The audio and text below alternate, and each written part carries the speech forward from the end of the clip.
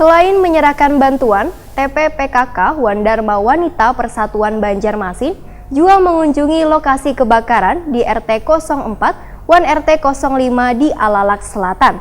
Terlihat sebagian bubuhan korban kebakaran mulai membangun tempat tinggalnya menggunakan bahan yang seadanya dengan berdindingkan terpal wan kain.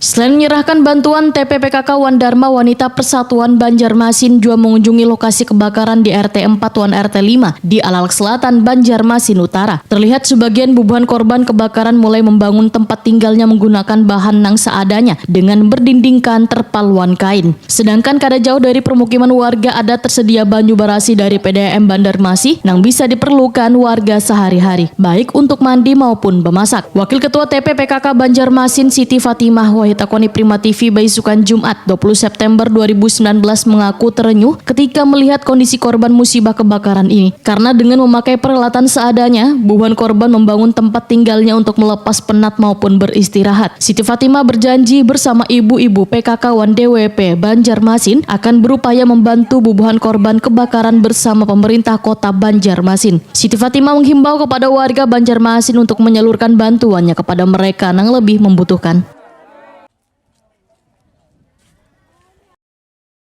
Mudah-mudahan warga yang kena musibah ini mudah-mudahan diberi kesabaran. Nah, mudah-mudahan ada hikmahnya.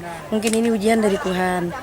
Ini ibu nih, nah kayaknya kan sini mentok sakit, tapi kan ini kayak segar banget. Nah, ibu mendoakan, mudah-mudahan pian sehat, makan buah, semangat pian. Insya Allah digantikan kepada Allah Subhanahu Wa Taala. Kalau mesti dapat musibah ini kan ujian, sabar kada gitu kan.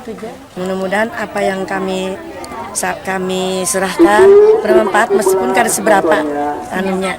Mudah-mudahan bermanfaat bagi yang ibu-ibu yang kena musibah di sini.